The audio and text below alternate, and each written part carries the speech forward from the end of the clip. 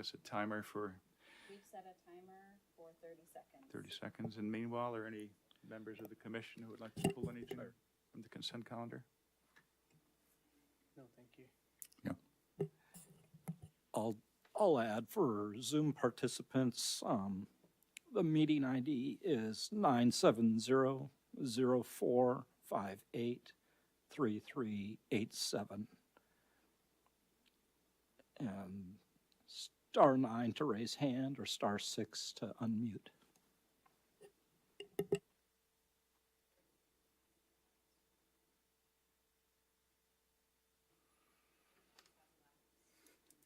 Thirty seconds are up. Mm-hmm. Okay. There have been no requests to remove any items, so may I have a motion to adopt the consent calendar as presented, please?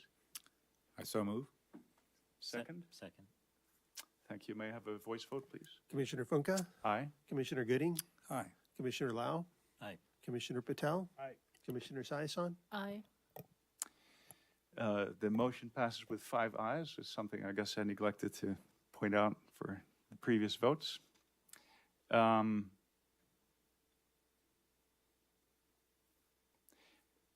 Now I'll ask for any oral communication. So it's basically a request for anyone who wishes to do so to address the commission this evening. And again, I guess, Ken, you'll announce the numbers. Right. Repeat the numbers. So Zoom participants can raise your hand or to text in.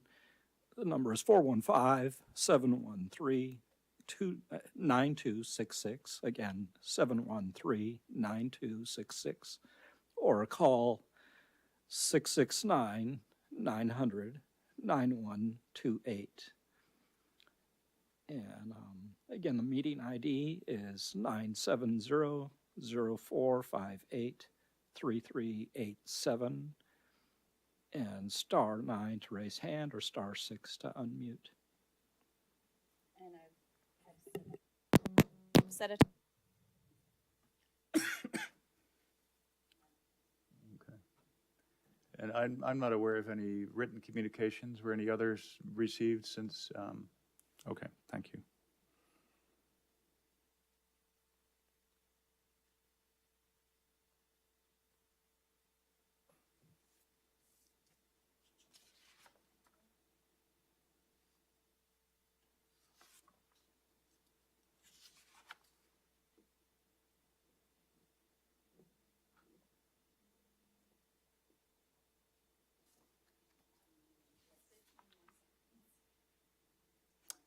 Time is up, is that what you're saying?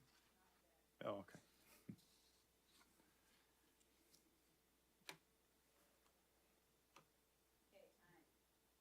All right, thank you. Having received no requests to address the commission, I think that we can just go on to tonight's agenda item, which is the workshop, and I'd like to ask staff for the presentation, please.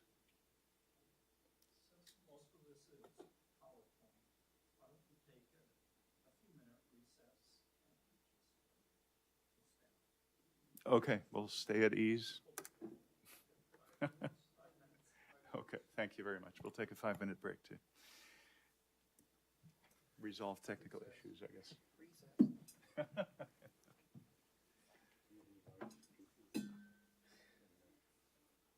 What's been going on? Have you been taking any fun trips? Oh, no. We're going to go up to Seattle, see the boys Yeah. in early December, I think. Oh, that's cool. We're working on the old town. This is like the first year that we faced this, that both boys have pretty good work. Well, thank you. Under incredibly challenging circumstances. Well, double your pay. Who gets which kid and which girlfriend for which holiday. Oh, yeah. It's complicated. It is, and it's only going to get worse. So how is it resolved this year? Is everyone coming home for Thanksgiving? The solution is that we're not going to go up at Thanksgiving. We're going to go up on something that is not the holiday, so we can just see Mary and Jay, and they can fan out to their respective girlfriends and families for the actual holiday, because that's otherwise going to be an issue. So, Wow. it's our first sort of stalemate, which is fine. Their lives take precedence over ours, but. We'll have it up on your screens. Yes, it's up, Ken, yep. Yep. Workshops, take place. Good work. So, yeah, so, it only gets more complex. Yeah. Right now, you're working on verbalizing needs, which Yeah. is good, it's good. Eventually, you'll wanna say, I'm tired of your needs. You know, I wonder, Jackie felt a lot of pressure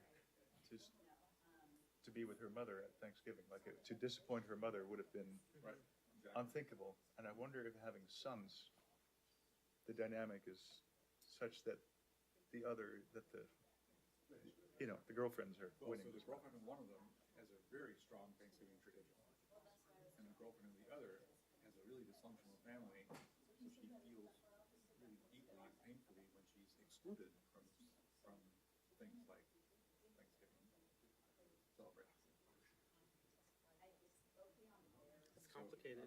Yeah, it is. So our best recourse was, let's not plug ourselves into this, let's let them go where they wanna go and not feel like, oh, their parents are coming up, one more layer of complexity. So Yes. remove the layer of complexity. But are you guys very like Thanksgiving? I don't know, And what about Christmas? My mother was one of those women who had a really difficult childhood and family and stuff, and a world war to deal with. Yeah. And so for her, holidays were like an occasion for stress. She just unplugged from the whole thing. So luckily I have no investitures. Oh, that's good. Well, in our case, so Aiden tried last year. He floated the idea in the way that only a boy can. So he asked, like, is it okay if I spend, I can't remember which it was, Thanksgiving or Christmas with my friends in Idaho? And he didn't, and I don't think he's going to ask again. Okay, we can start. Okay. You know, but we love it. We love spend, and I think they like it too. All right, thank you very much. I think we're back in order, and staff, please begin the presentation. Yes, thank you. So the purpose of tonight's workshop is for the Planning Commission to review and discuss a preliminary zoning ordinance amendment to address SB 9, adopted by the state in 2021. It continues a conversation that was begun with the commission in a workshop back in June of this year, and that followed the state certification of the housing element. That workshop primarily focused on proposed floor area ratio changes and elimination of lot size minimums for multifamily or mixed-use developments. And that was as required under SB 478 from 2021 also. It also focused on some other proposed amendments related to building heights and setback exceptions. Tonight's workshop will focus on the preliminary draft ordinance to allow for 2-unit primary dwellings on a lot where one single-family dwelling would normally be permitted. Consistent with state law, this ordinance would apply to the single-family residential districts only, and this would take the form of an overlay ordinance or district for the R1 residential and RBA Brisbane Acres zoning districts. It would not affect the multifamily, mixed-use, or planned development districts. Staff's hope is to bring this ordinance and the one for the SB 478 compliance back to the commission for public hearing by the end of this year is our hope. For tonight's workshop, we'll start with a review of some background information that includes the tie-in to the housing element, some key terms and existing code provisions for the 2 districts. Then the state has some mandatory eligibility and anti-displacement standards that are included in the draft ordinance. That's in your packet. And then we'll get into the details of the development standards. This includes those with or without a lot split. Also highlight a couple theoretical examples. Finally, we'll touch on the urban lot split procedure for those who choose to do a lot split under the ordinance. Also note that while I show Q&A at the end, along with discussion, you can stop me at any time if you have questions, the workshop, and feel free.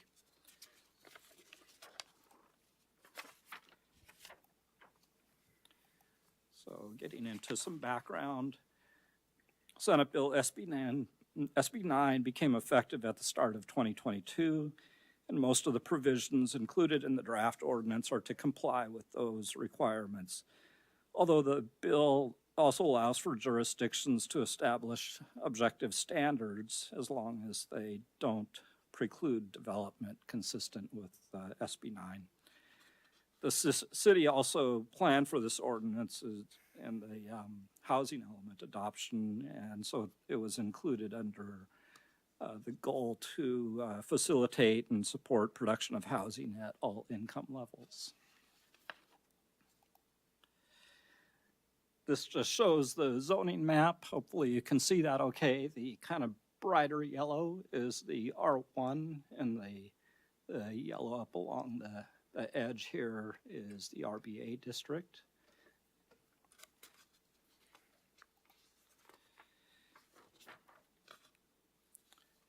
As I mentioned, the bill is applicable to single-family zone districts. That includes the R1 and RBA. Although due to geographic and environmental constraints within the RBA, it would primarily be effective for the R1. So most of the discussion tonight is really focused on the R1, but the same concepts would carry over, of course, to the RBA. The RBA yes? Can you back up one slide just to the map for just 1 second? Yeah.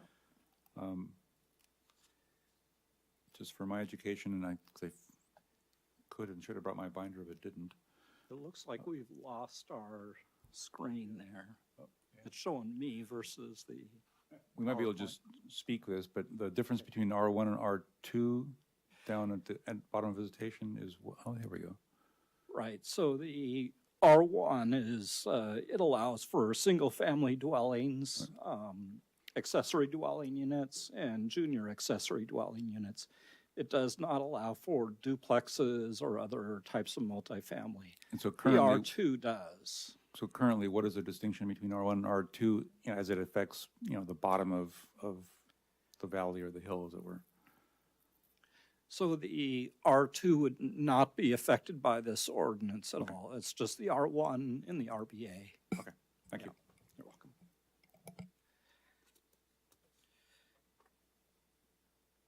So again, due to constraints within the RBA, it's really primarily for the R1, and that constitutes the bulk of central Brisbane's land area. Does not include mixed use along Visitation Avenue or the multifamily zone sites such as along San Bruno or that R2 zone that we just talked about. There's approximately 880 properties in the R1, and they range from roughly 2,500 square feet. A few are smaller, and then up to about 10,000 square feet. And there's a handful that are larger. And those that are larger really don't need to use this ordinance to subdivide. So the original subdivision in 1906 allowed for 2,500 square foot lots. And then in 1969, the standard has been, or since that time, it's been 5,000 square foot lots. And the ordinance wouldn't change those district standards, but for qualifying lots and situations, the overlay district standards could be applied. So those underlying district standards remain. You have to qualify essentially, and we'll get into that in a moment. Setbacks are also provided here and range from 3 to 5 feet on the sides, depending on the lot width, and then 10 feet in the rear. And this again is for the R1. The front standards of 10 to 15 would not change with the overlay district. Heights are allowed to be 28 or 30 feet currently, depending on the slope of the lot. But that could be subject to change, as we discussed in our previous workshop in June. The lot coverage limit is 40%, and the floor area ratio maximum is 0.72. The RBA district, generally speaking, constitutes the higher elevation lands, mostly above the R1, and due to lack of public infrastructure, most of these properties would not be eligible. They are also within the San Bruno Mountain Habitat Conservation Plan area in the presence of endangered butterfly species, would be a disqualifier on certain lots, but not all lots. That being said, there are some lower elevation lots that may be eligible to utilize the ordinance. Generally speaking, the lots in the RBA are closer to a half acre in size, 20,000 square feet, but there are some exceptions. Lot sizes could be reduced by cluster development or density transfer. One other notable item is that the defined ridgeline lots are currently subject to a design permit. Fairly recent examples of this are the 3 lots that have been developed along Thomas Avenue. And we'll come back to that design permit requirement towards the end. So moving on to accessory dwelling units or ADUs and junior accessory dwelling units. The municipal code has a chapter dedicated to regulating these types of units. A few highlights to note: they are allowed by right in both districts. There is no minimum lot size and no parking required. Generally speaking, there are some areas in the Brisbane Acres that are further out that do have parking requirements, but for the most part, all of the R1 does not have parking for ADUs or JADUs. One of each may be constructed on a lot along with a single-family dwelling. JADUs are always attached to a single-family dwelling. ADUs may be attached or detached, except if there's also a JADU, then the ADU must be detached. There are size limitations on each, with no more than 500 square feet for the JADU, and generally 800 square feet for ADUs, and a limit to 16 feet in height where it's detached. Otherwise, if they're larger, they can go up to 1,000 square feet, but then they count against the floor area ratio limit. And so effectively, it reduces the size of the single-family home that could be built. So there's a lot packed in here, and if you like, we can return back to that later.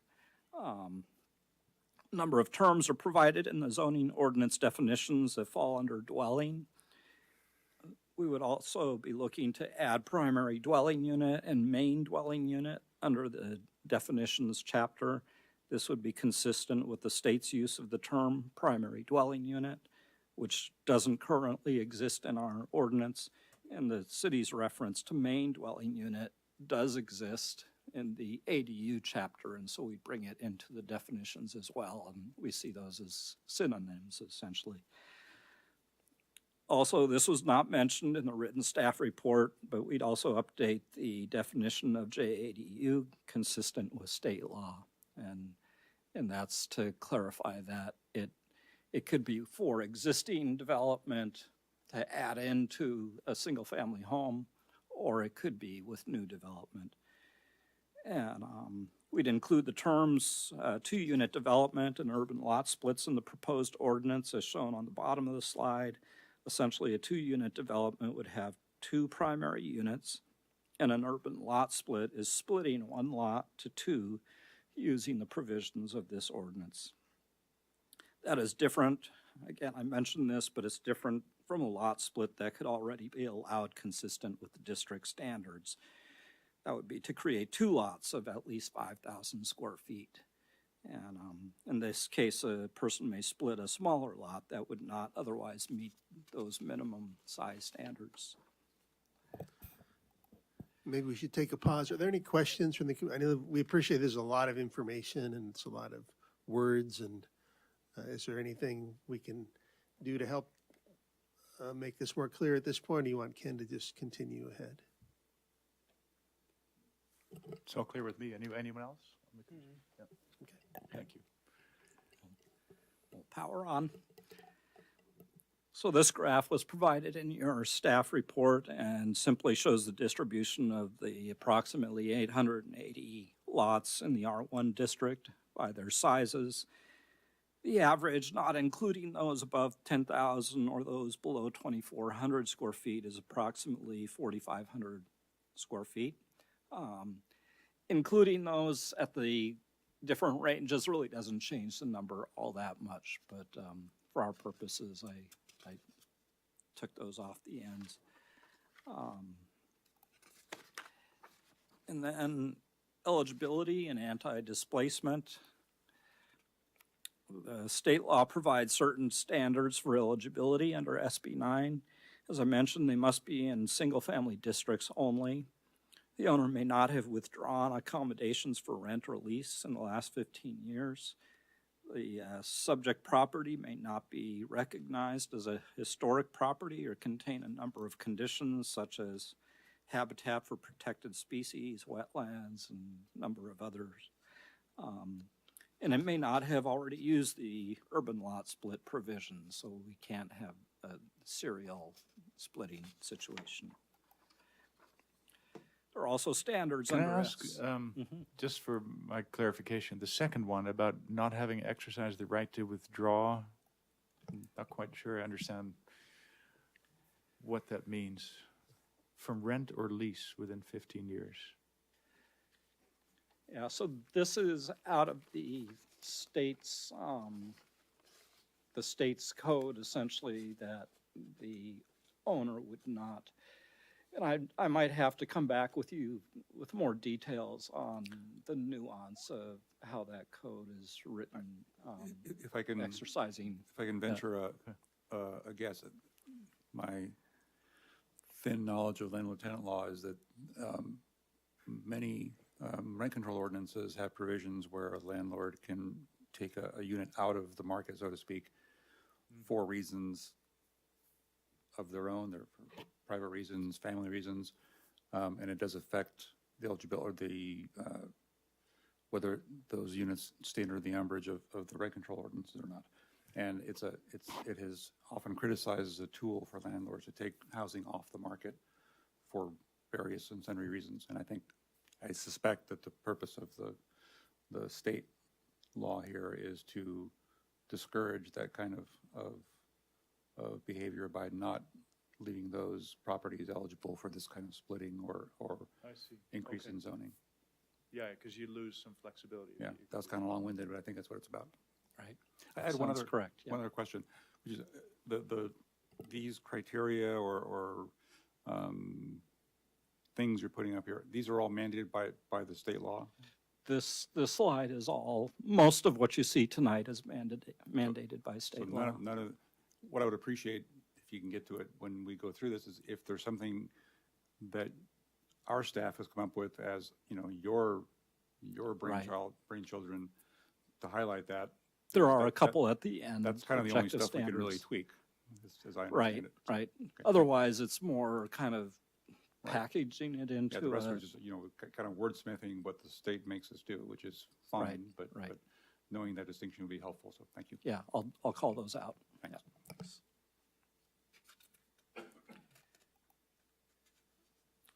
So also we have the anti-displacement standards from the state. These were provided in the ordinance. Essentially, development cannot result in displacement of tenants from affordable units or even alteration of a dwelling unit that has been occupied by a tenant in the last 3 years. Now to get into the draft development provisions provided in the overlay districts. If the eligibility and anti-displacement provisions can be met, the overlay zoning provisions could be used to allow for 2 primary units where only a single family dwelling would otherwise be permitted. Additionally, JADUs and ADUs would still be permitted. So including the accessory dwelling units, the unit count could go from 3 to 4. And there is some nuance to that we'll discuss in a moment, but the key takeaway at this point is the total unit count allowance. There are separate standards for keeping the lot as is, referred to as a 2-unit development versus doing an urban lot split, and we'll also touch on that. So the provision that would apply to either with or without a lot split are that the city would allow for at least 2 primary units or 4 total units. The primary units must be allowed to be at least 800 square feet, regardless of the underlying district standards. The city may not require setbacks to be greater than 4 feet from the side and rear lot lines. The city may not require more than 1 parking space for each primary unit. And with a lot split, the lots are to be roughly the same size with a range of from 50-50 to 40-60 ratio. The development types on each may be different though. For instance, a single-family residence and an ADU may be on one resultant lot and a duplex on another. Without a lot split, there is no lot size minimum, and one ADU may be associated with each duplex unit for the 4 units in total. May I jump into one quick question? Because I was going to ask later on about the parking issue, and maybe I can derail my own line of questioning with a quick one, which is do I understand correctly that the state law, recently enacted state law, now limits what we can require? We can require no more than 1 off-street parking space for each primary dwelling unit, That's correct. regardless of what our ordinance previously said about all this. That's correct. Because we have a sort of a stair step for X number of square feet. It's 1 for more bedrooms. It's 2 up to possibly 4. Right. And that's all usurped or Well, it's under the ordinance it would be, but we're not changing the parking standards for, So it'd be if under the overlay ordinance it would, but not under the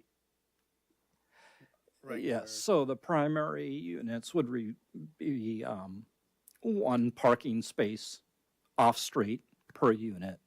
Whereas, as Commissioner Gooding is bringing up, we have other parking standards that would apply, say, to a single-family dwelling currently.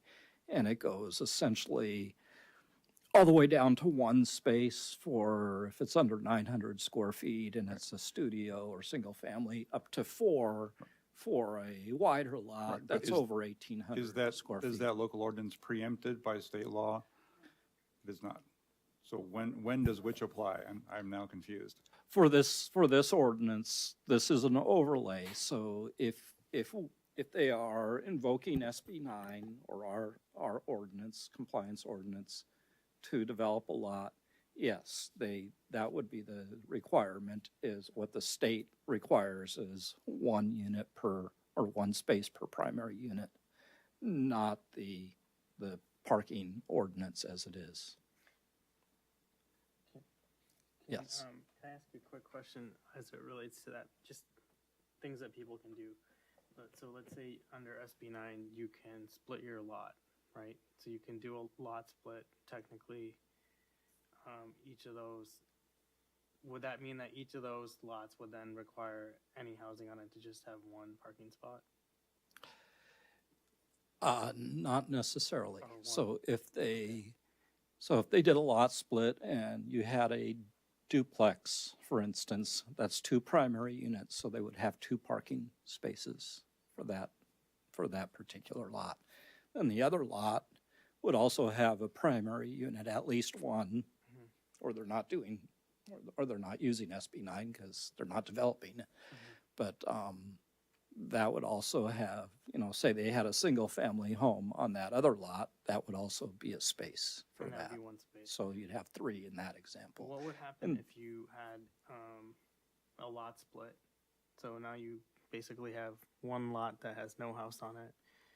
It's still yours, but you split your lot, and then you keep your house on the other lot. Would the parking requirement for your house then become 1 spot? Right, if It's a you, single-family yeah, so house. you have a single family home, Yeah. you'd, depending on your parking situation, perhaps you have 3 spaces already on your lot. Mhm. You have essentially surplus parking, and we would recognize. Could you then Yeah. just remodel your house and just make it so it's a bigger house, but it just has 1 parking spot? because you've now done the lot split under SB9 and it only requires one spot.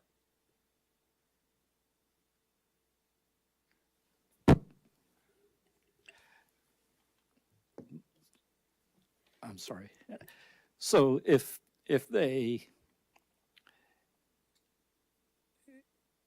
you don't mind repeating the question, Yeah, sure. sorry. So let's say we do a lot split under SB9 and you don't have, and you have your single family house.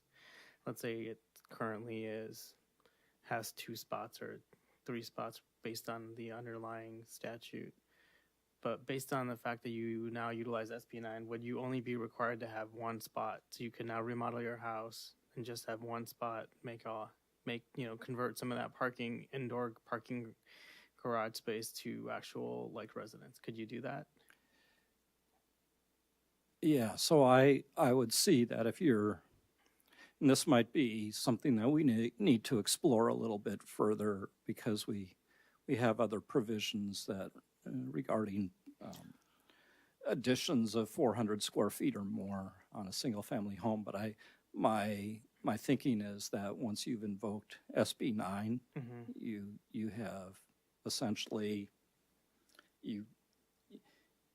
you can increase the size of your home within the limits of the FAR. And then get rid of the underlying parking requirements that we have under the Brisbane statute. I think I'm kind of trying to pick up on if the concern is that, folks would basically split the lot, now have a lesser parking requirement, and then add on to their house to intensify its use. Correct. So, and, that maybe we didn't do a ton of analysis on that impact, admittedly, but I think given that these are really small lots that would be resulting, right? Let's say less than 2,500 square feet, our existing zoning provisions would still be in place to limit, floor area, lot coverage, that sort of thing. Maybe if there's a really small house on the lot and it still had room after the split, then, 72% FAR, maybe they still had some room to expand. That's obviously feasible, but if it's a large house, they may split their lot, now be on a 2,000 square foot lot and be totally over floor area and lot coverage. So, but that is definitely something to consider. The ordinance, as we describe in the staff report, does say that we have to allow at least 800 square foot units. So I think we have the discretion and we can explore more if that is a concern, if you would want to cap the size of, in that scenario, for example, if someone did have room and they could add on more under the FAR and lot coverage limits and you didn't want them to, we could think about imposing like certain square footage limits in that case. But my sense, and we'd have to do more analysis, is that that by dint of having a much smaller lot size, you now have a much lesser development footprint to begin with. And that's kind of why we are recommending like not changing the underlying development standards that would apply given the small size of those lots. But So if I can follow up with one thing, and maybe I'm being thick and I apologize, but I'm looking at the little bar chart of, I see that we have, over 300, almost 350 properties that are between 4,000 and 6,000 square feet that either can have now an extra primary dwelling unit added to it or split and then construct an extra one. To me, the result is the same. You now have 2 dwelling units where before there was 1. Am I correct, just for my dinosaur brain, that state law now preempts our local ordinance in terms of how much parking we can require for those units? That's my read of it. I think this is probably a good thing for staff to research a little bit further and see about. And I think there's 2 situations. One is if they're doing, say, an addition to the single family home at the same time that they're invoking SB 9. Yeah. Or what if they come back later at a later date and they've used SB 9, but they now want to do an addition. And I'm belaboring, I'm beating this horse to death because R1 is already anecdotally suffering extreme parking stress as it is. And so I think people are going to be, hypersensitive to what this does, to what this kind of increase in density is going to do to an already bad parking situation. And it may be mandated by state law, and if so, so be it. Right. I just think we want to be clear that we're not doing this, that we're essentially under the gun to get this done. Mhm. I think that's a distinction I would like folks to understand. Right. Thanks. We'll explore this some more. Can I ask Yes. I just want to ask a totally different question. Under the SB9 there, they said that there are setback rules and whatnot. Brisbane's, we've seen so many different buildings in Brisbane that are kind of quirky. They've been around forever and they don't meet the setback rules just because they've been here since like 1930 or whatever, and they don't. So if you have a non-conforming property and people want to use SB9, how does that work? So they could use, and this comes out of state law, they could use that existing structure without having to, say, move the wall in. I wouldn't see that they could expand on the nonconformity though by, say, adding on within that 4-foot setback area. But they could use that existing structure. You could go up, let's say you wanted to add an ADU or a junior ADU, you could add up, even though you couldn't. No, that would be increasing the nonconformity. So if they're in that setback area, they couldn't increase, so they couldn't go up or they couldn't go out, say, behind or in front. If they're still in the setback, they can tuck it in so it's interior to the lot and be out of the setback area though. Got it. Good I have questions. other type of question for, so if for planned development, like in the acres in RBA, if, like, for instance, let's say, for example, if there was planned development for four units in large lots, could that developer now use SB9 and basically double? So Those units? SB9 is intended to be used for lot splits by a single property owner one time for one property. It cannot be used serially to affect, like, if there's, for example, a subdivider, a single entity that is subdividing property, couldn't then exercise SB9 on multiple lots. So if there was a developer who's, let's say, developing, multiple lots at one time, would they only be able to use it towards one lot or? If all the of developer's going to live on one of the lots for up to 3 years. those? Oh, they have to be. If living. not, then no, there are owner occupancy requirements that apply to lot splits. So not only are they limited to one property owner one time for one property in the city, they also require owner occupancy for at least 3 years.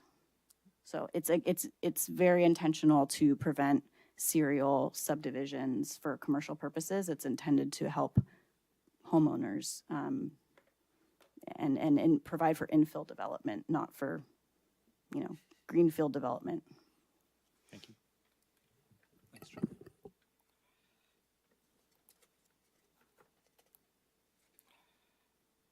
Okay. So I don't think we started into this slide yet. It shows the development types that could play out under SB9 without a lot split. Notice that there are not single-family dwellings listed on this table, since a single-family dwelling is not required to invoke SB9 without a lot split anyhow, since already permitted by right. Likewise, JADUs are not included since they're only associated with a single-family dwelling.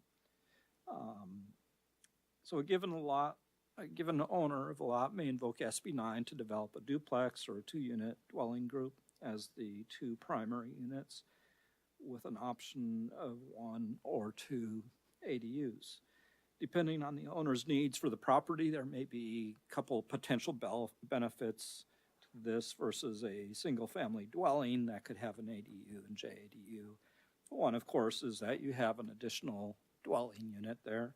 The other is that the two primary units may be conveyed separately as condos. And this slide shows build-out types with a lot split. In this table, each row shows a potential development type on one of the two resultant lots. Following the lot split, one would then combine any of the two rows for the two resultant lots as long as the total doesn't exceed the count of 4 units. So each row would represent a lot. For example, one could combine type A on one lot, which is single-family dwelling, with any of the development types for 2, 3, or 4 units total. However, one could not combine types F, G, or H with anything but type A on the table here. And this next slide illustrates that further. And both of these are in your report. So this shows the various combination of build-out types on the two resultant lots. One lot is on the column side and the other lot is on the rows side. And NP means simply not permitted because it would exceed 4 units. And then I have a couple example scenarios that were also provided that I'll go to next. Any questions on this part? Or pretty clear? So hopefully you can read that okay. The slide provides 2 out of the 6 examples that were given in the staff report. Both of these are based on a lot of 5,000 square feet. In the first case, it's without a lot split, and then the second is with a 40-60 ratio on the lot split. Both show the maximum theoretical build-out potential for the lots. And the case without a lot split, a duplex and 2 ADUs for the 2-unit development could be built. This works out to be an added unit and a cumulative total of 300 square feet more in floor area than would be allowed without invoking SB 9. And only 2 parking spaces would be required versus 4. For the urban lot split example, since the development types would allow for 3 primary units in this example under SB 9, only 1 ADU would be allowed. Thus, the parking requirement increases from 2 to 3 between the 2 examples, and the total floor area of the build-out across the 2 lots would be 4,400 square feet versus the 4,900 square feet, for a reduction of 500 square feet in build-out potential versus as without a lot split at all.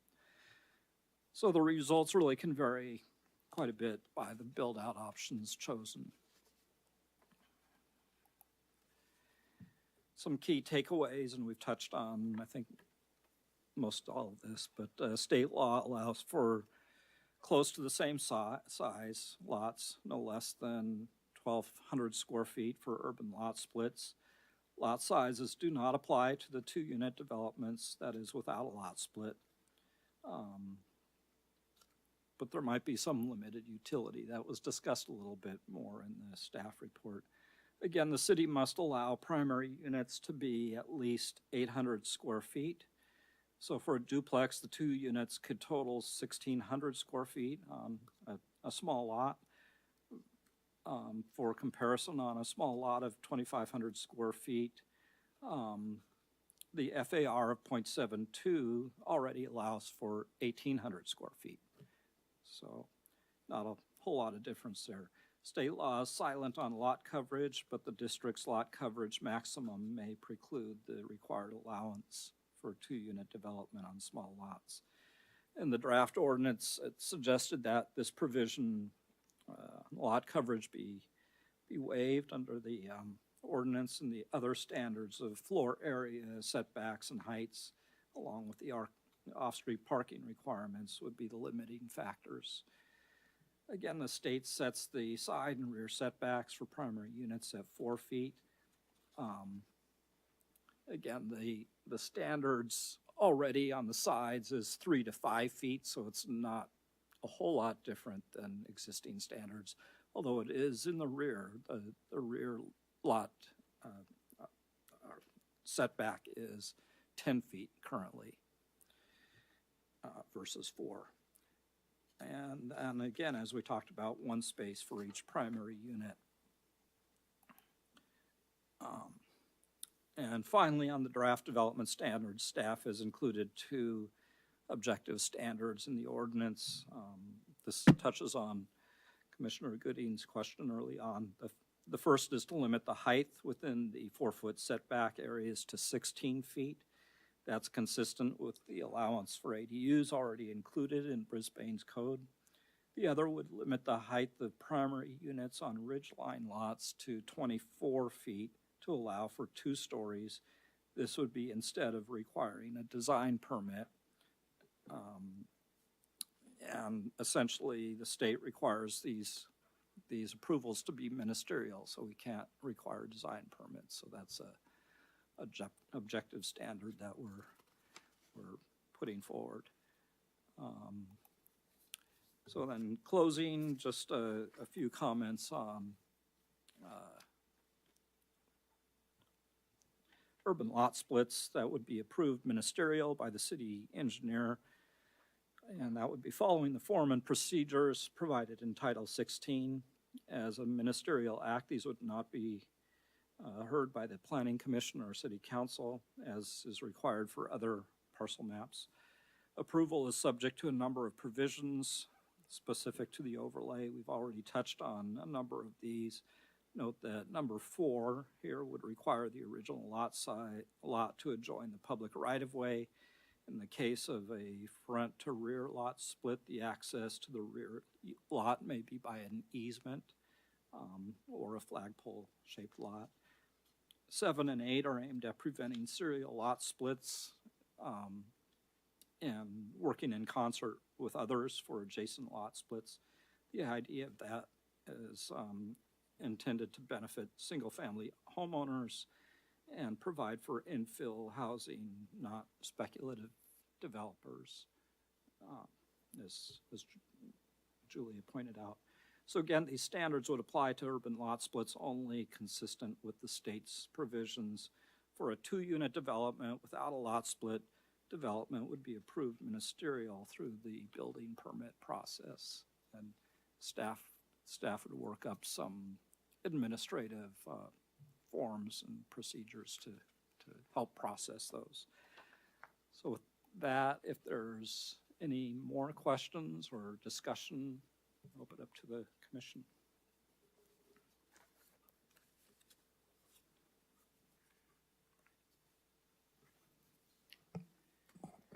So what is before us tonight exactly? If you have any feedback on, for instance, the objective standards, if there's any you think we should add or clarifications that need to be made And so the next step after tonight would be that you folks would come back with a finalized an ordinance. version of the ordinance, which we would then recommend to the council. Correct. That's correct. Thank you. So you can request a lot split, and one of that part of that split could be left vacant, right?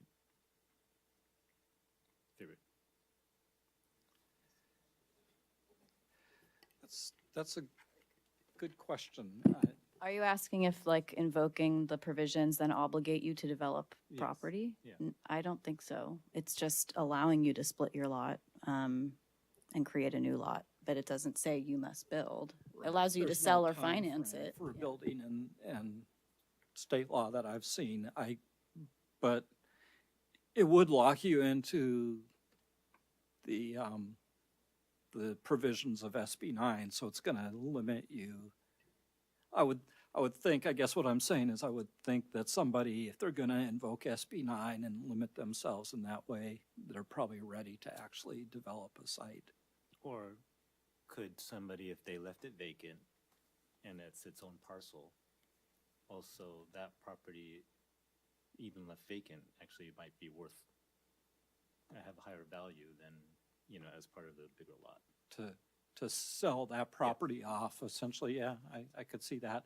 It would come with those limitations, though, that, so it wouldn't necessarily be quite as valuable as a unrestricted lot within the RBA or R1, but, yeah.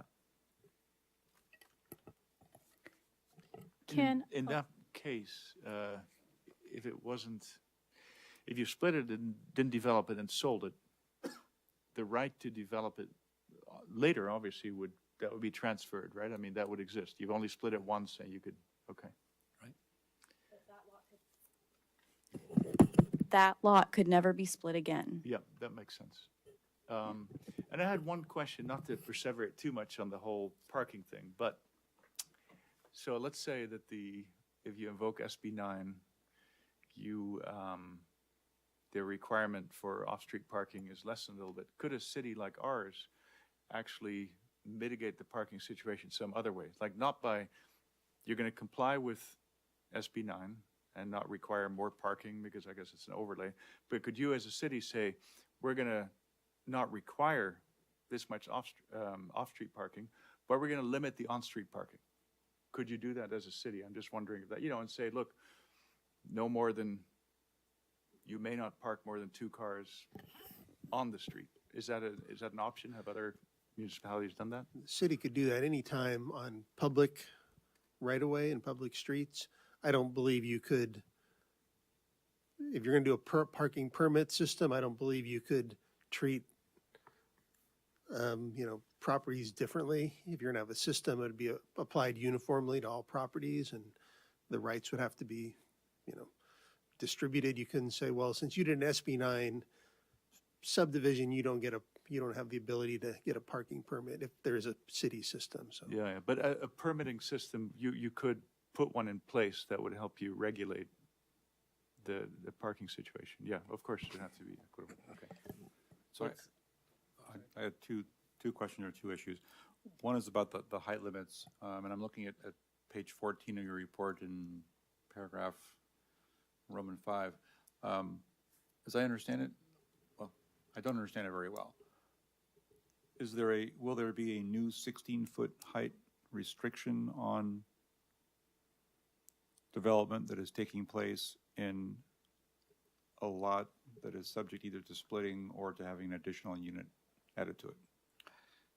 So the intent of that standard, and again, that's something that's a objective standard that we're suggesting, it's not in state law, is essentially if they're using SB9, that portion of the structure that's within that side setback area needs to be limited to 16 feet in height. And that's essentially that's borrowed from the accessory dwelling unit ordinance. That's where staff got that. Ken, But can you clarify when you say you can't build within the setback, so what portion of this building is subject to that height Right. restriction? Yeah, that was going to, thank So- you, that was my question. So assuming, say, the standard setback for the lot is 5 feet versus 3 feet, and the state is saying you have to have allow for a 4-foot setback. Well, you've got a foot there difference, so that portion that's within the setback Okay. between 4 and 5 feet would have to be limited to 16 feet in height. It's probably more meaningful in the rear yard because Right. the city requirement is 10 feet and the state requirement is 4 feet, so. Okay, gotcha. Okay, all right, thanks, that's sort of helpful. And this then- doesn't affect the front setback, right? That's still be our, whatever, 10 to 15 feet, is that right? Right, so there's no provisions in the overlay for front setbacks. Okay. Nothing in the state law, and so the district standards would apply there. And lastly, maybe not lastly, but nextly, on the parking issue one last time. Do I have this sort of right? Is this a kind of the correct way to pose this, that on the relatively smaller lots, that, 2,000-3,000 square feet lots, because we already have limitations about area coverage and lot coverage, the state's limitation on our requirement for parking spaces may not have a real big impact because they couldn't put a lot of parking spaces there. They couldn't fit parking spaces anyway. But as the lots get bigger, 4,000, 5,000, 6,000, there's going to be a bigger impact to the state's preemption of our ordinance that we can only require one parking lot. Before these state laws, we could require 2, 3, up to 4 parking spaces. We will now no longer be able to on these larger lots, even when they're split down to 2,700 feet, let's say. Yeah, We could have, before this, we could have required 2 or 3 parking spots. Now we can only require 1. Do I have it right? yes, but it's tough to generalize because it really does depend on what's being developed. So Sure. Yeah. say you have a 7,000 square foot lot and you decide to split it and do 2 duplexes. Well, that lot would have a requirement of 4 parking spaces because you have 4 primary units across the 2 lots. In that case, it's no different than the 4 parking spaces that would be required for a single-family residence of, over to 1,800 square feet. So, Just to piggyback on the parking situation. So let's say you do subdivide a lot under SB 9, and let's just say it's like a square or rectangular lot, even though many in Brisbane are not. And now you have 2 single family houses, let's say, on those 2 lots. Would we then be the city would then be sort of taking away what could potentially have been a public spot and making it into like a private spot for the house, right? I'm just saying, like, logistically, like SB 9 will maybe take away public parking, because if you split a lot and allow for parking, that parking spot goes away from the public, it becomes private. so you would have 2 driveways presumably, and Right. that essentially could result in a loss of a parking space.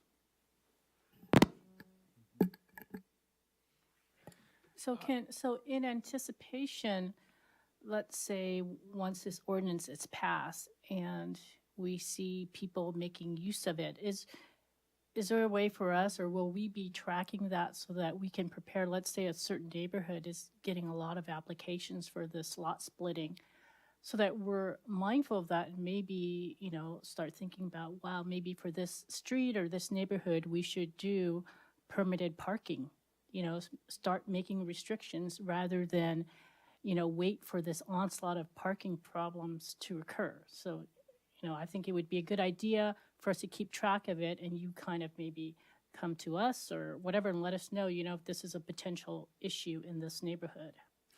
Yeah, we'd certainly be keeping track of development of these sites, and yeah. Right, yeah, in the annual update report on housing element programs implementation, we'd be tracking that. We also, it's now a required line item now. So so the city will be, in its housing element annual report, like Ken was saying, we're gonna have to report any, and I do want to clarify, this is current state law that has been in effect since 2022. And we've already processed, I want to say 3 lot splits. They haven't been recorded yet for various reasons. Mainly that we actually are allowed to require upgrades to existing structures on properties where a lot line is now all of a sudden, 4 feet away from a building wall. Anyway, so I just want to make that clear, though. We've already accepted applications and processed for at least 3 of these lot splits. So in either, amongst you folks internally or in sort of the planning community, what do you folks envisage being used more? An owner of a, relatively large lot simply increasing the density by putting one more dwelling unit in there, or lot splitting? I mean, what's the market gonna lead to, do you think?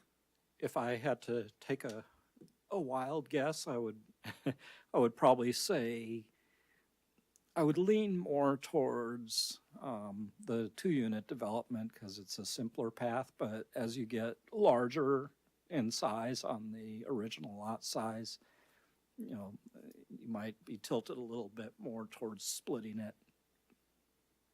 That's just my. And when you get down to our crystal little ball guess. Brisbane here, if you've got a decently sized lot, are you gonna be motivated to tear down and put up 2 brand-new single-family dwellings? Is that the path of least resistance, or something else that I can't envisage? Probably a lot depends on the condition of that house and its placement and how it might interrupt. I'm not sure it matters. I mean, I hate to feel fatalistic about this, but I'm not sure we can do much about any of this. Right? Right. Well, that's fun. So it would be difficult to project, the requests, but would you have like a ballpark idea? Do you think would you be surprised if like there were over like 100, requests? Over what period of time, I guess. Even I over would the couple ask. years, and could you use those numbers? They're probably very small, but like, let's say we had to do the housing element in like 2 or 3 years, with the splits and with, could you use these numbers, towards that requirement? The housing Yeah, element's updated every 8 years, and Yep. yes, there will be I think for the last housing element, nobody took credit for these SB 9 units because nobody knew what the trends were. And so we would get credit trending forward at the next housing element cycle. I think into the triple digits seems incredibly overly aggressive and optimistic. But we had 3 in 2 years, year and a half. And we have And more interest. more interest now, but it's not even into double digits at this point, so. Can you, if you do an SB9 split, can you put a single family house on there and then also put an ADU? Sorry, you may have gone over this. Right. So an example might be on one lot, you do just a single family home. Yep. And then on the other lot, you do a duplex and an ADU. Mm-hmm. Well, that first lot with the single family home, that's it. It can't do an ADU. It's limited by deed restriction Oh, I see. going forward. But on that second lot where you have a duplex and an ADU, I'm just gonna ask, and this is all very new, so how will AB 1033 interplay with SB 9 in terms of selling an ADU and all that stuff separately? I think we're still looking at that. I don't know. Well, AB 1033 authorizes the city to allow separate conveyance or sale. see. It doesn't require us I got to. it. So we are gonna study that bill. We'll bring that to you guys to discuss. But yeah, it doesn't obligate us to do that. I had misunderstood. I thought it, once again, and it's the state, so I was like, oh, they're probably gonna force us to allow sale of ADUs. It may come to that next. Following on the questions from Commissioner Sassen and Lau, I'm wondering, so there's, of course, you want to anticipate, and you'll report out, how many requests there were under SB 9 every year. But I wonder if Brisbane would ever consider doing, of other communities have doing a study, like if every eligible lot did it, that would be maybe a worst case scenario over a certain amount of time. What would the impact be on Brisbane from different perspectives? So I wonder, an ordinance like this creates incentives, right? What if everyone took advantage of it? What would happen? What would be the impact on Brisbane? And I wonder if that's a study that you've considered doing, or or what's a probable scenario? I think what probably makes the most sense with that, I think you raise an interesting, kind of a provocative question, is an interesting question. But the city's overall general plan is due for a comprehensive update, probably post Baylands. So I think that will be the next, one of the major planning endeavors. And I think that would be the time to look at that sort of longer term implications of these kind of development scenarios with these new state laws that weren't in effect when the general plan was first adopted. And then you could look into things like public service impacts, infrastructure impacts, et cetera, in a more comprehensive way. And that probably makes more sense than just picking this particular law, because there's probably another suite of laws that will come up in the next 3 years that could tip the needle even further than SB 9. Who knows what the state will come up with. And so I don't find a lot of value in sort of honing in on this one particular bill's implications. But in terms of longer term general plan, absolutely, that's a great idea. I wanted to follow up on what Commissioner Patel asked you, and I wasn't sure what the answer was. So he said that if someone had a single-family home that currently has 2, 3, whatever off-street parking, and then they did a lot split, and then so that home would now be only required to have 1 parking space, correct? And they could convert their current parking space into, you know, a room that they can live in. Is that correct? Potentially, it would depend on where those parking spaces actually are, that they're, you know, not within setback areas, for instance. So, the parking, they need to keep that minimum one space, but for a primary unit, per primary unit. Right. So, if that's the case, I think that's another statistics we want to follow, because if there's, you know, a certain number of homes that are doing that, and at one time these homes had to have 3 or more parking spaces, but now due to the lot split, they only have to provide 1.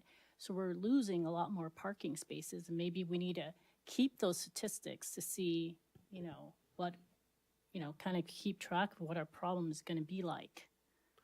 Is there, you know, and to follow on that, could you as a local, as a city, say, yeah, you've got SB 9, these are the parking requirements, but if by exercising your, you know, your lot split right under SB 9, you take away a public off-street parking spot, you can't, there's no room for that. That's interesting, because it is sort of the commons, right? You're taking away from the commons. You have to allow them to have a parking spot. You'd have to allow them to have a driveway. And that's what you're saying. That's what removing a public parking space is, a driveway. Right, that's the question. Would you, I mean, I know that I'm just saying anecdotally, I don't know specifically, but there's places in San Francisco where there's like no parking associated with residential buildings, right? So if we did it under SB 9, do you have to allow the subdivided property, if you're building a new dwelling on it, do you have to allow them to have a covered parking spot? So you're saying are you looking at the parking is not a requirement? Are you saying you'd want to eliminate, because right now the state law allows the city to require, allows the city to require 1 parking space. Right. You're saying you would want to eliminate that where they're not required to, or that they're prohibited? I don't believe we could prohibit them from providing a parking space. That's an interesting question, but I don't believe we could. And I guess another comment is that the city engineer is essentially has the authority to prove where the driveways would go. Presumably, there's already 1 driveway, maybe not, maybe there's none at the point on a vacant lot, but essentially, so I think there's a certain amount of ministerial authority that he has to, or she has to decide where the driveways go to help minimize impacts to street parking. Yeah, I guess, oh, sorry. Yeah, I totally get that part of it. I was just more wondering is, are we required to allow that one parking spot, or can Brisbane be like, you know what? Yeah, we can do SB9. You can do a split, but the new house that you build on it, it can't have any parking. It can't have any private parking. Or maybe the more defensible way to put it would be that your development of an additional dwelling unit on that lot cannot deprive the public space of any existing parking. And that's probably So- more, which is interesting. I mean, it it's, The language in the statute, I am not a lawyer, and we have not talked to our city attorney. The language in the statute says the municipality may require provision of up to one parking space. Yeah. I believe the state always is in favor of cities saying you don't need to provide any on-site parking, right? Because parking is seen as a impediment to development. So TBD, but that's what the statute says, may require up to one parking space. it might be worth getting some advice about this little nuance, because it strikes me, I don't want to speak for anybody else here, but this might be one way that the city can push back a little bit on the impact of the state law on our already, severe parking situation, especially in R1. I mean, R1 is really kind of, I know folks further up the hill have their issues, but R1 is, severely impacted. If we can do or think about something that gives us a little bit of a hammer saying, you can increase your density, but you can't take away public parking. It's already bad. It might help. It might give us a little bit more control over how this growth looks, and I don't know. It's at least worth finding out what our rights are.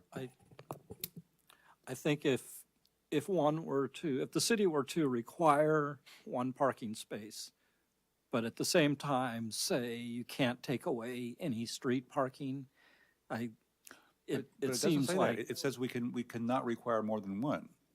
He's saying It doesn't say we have to allow one. right. So what Commissioner Gooding is saying is we would just say you can't have any parking for that new building.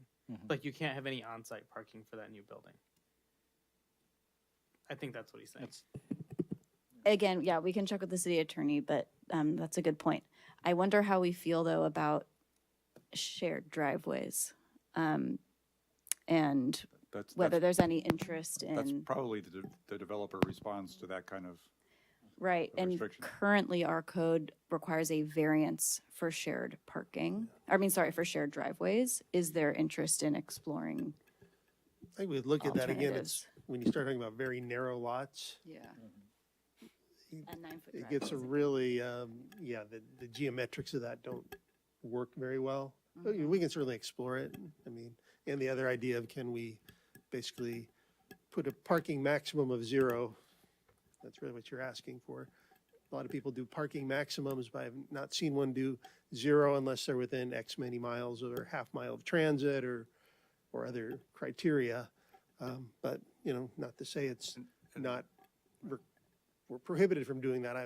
We'll look into that for sure. And part of my interest in it really is not to be punitive about developers adding lots. That isn't the point. The point is that if visitation is going to be a viable, commercial/retail zone at all, and the blocks on each side of it, which is a lot of what our upper R1 is, the more public parking spaces they lose, the harder that is to be viable. And if our overlay can protect that a little bit, that might be desirable.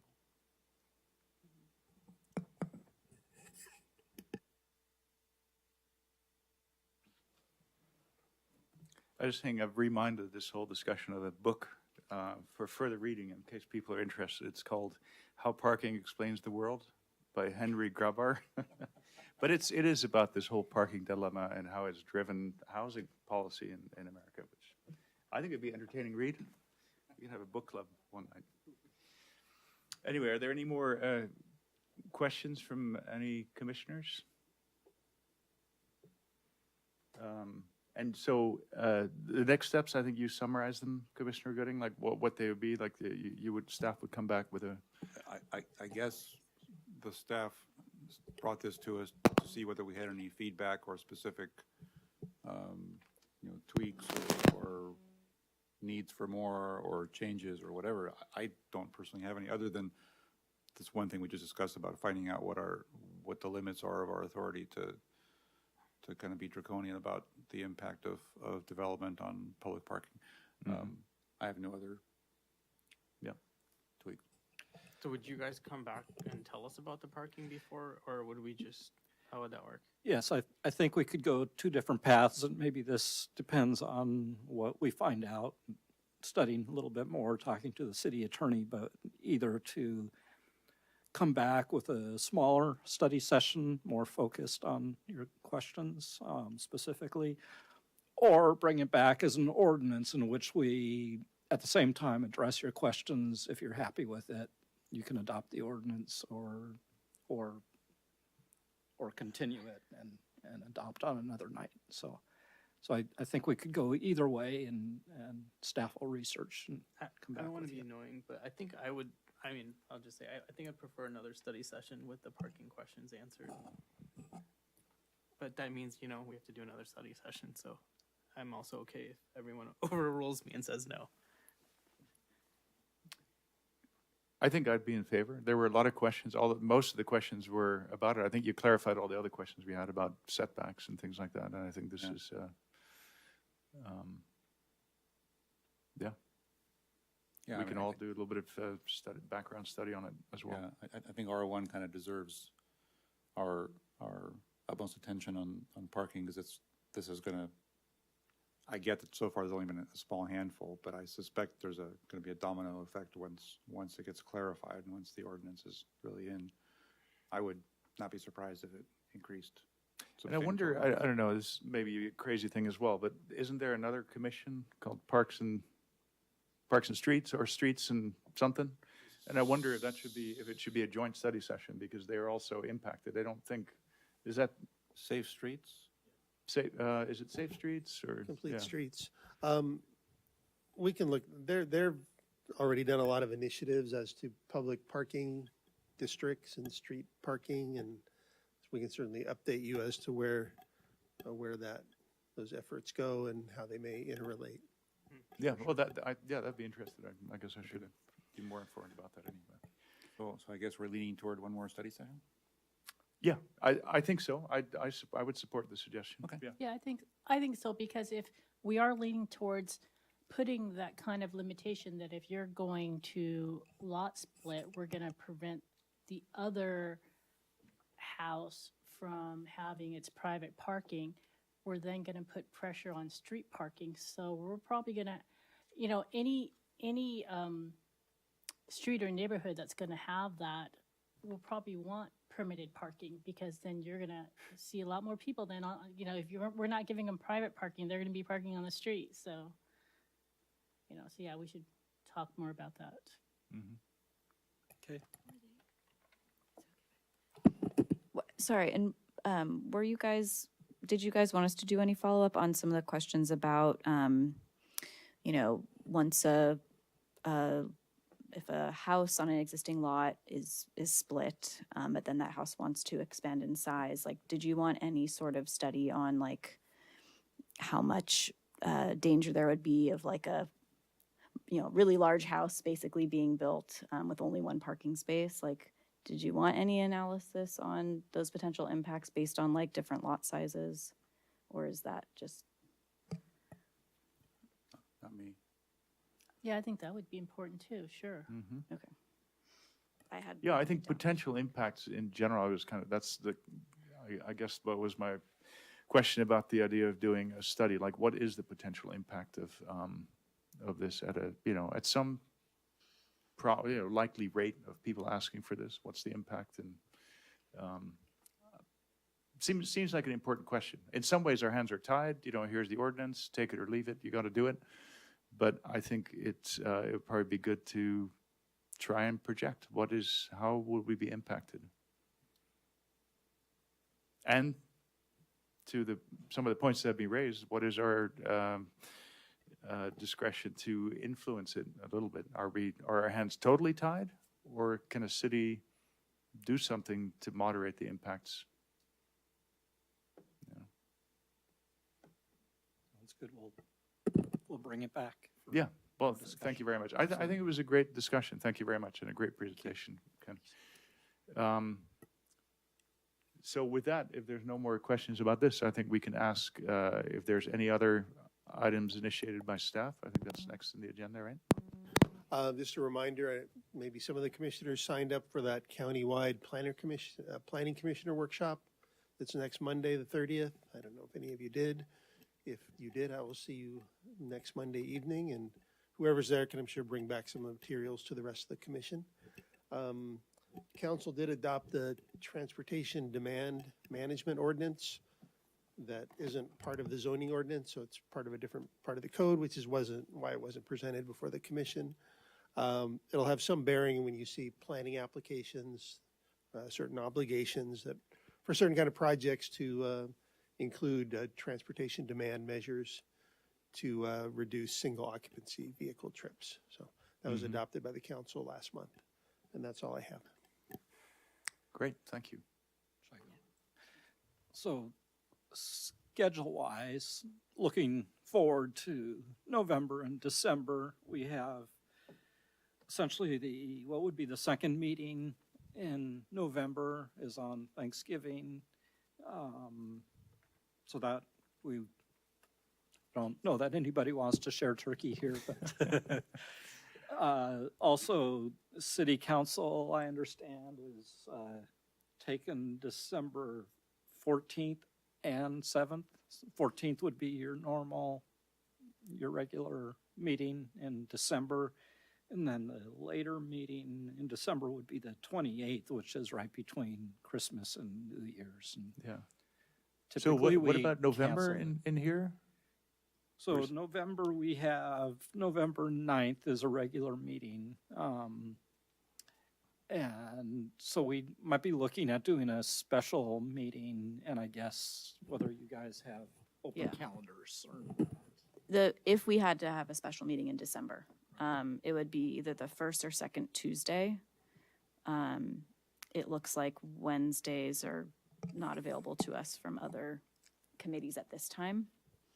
So it'd be December 5th or December 12th. So we don't know if we're going to need to meet in December. Maybe that we don't, but if we do, since we're here now, you might let us know if you have any conflicts, or you can email us. But yeah, it'd be December 5th or the 12th. I'm good both those days. Okay. I'm okay for the 5th, but not okay for the 12th. Okay. And we can do a follow-up email, actually. That's probably better. Yeah, I think that'd but- be good. I'm sure I have to check with the authorities. Right. Yeah, Thank you. okay. Yeah, thank you very much. And so that was it, nothing else from staff? Great, thank you very much. Anything else from the commissioners? All right, in that case, I can just gavel us out, right? Okay. Call this meeting adjourned. Thank you very much.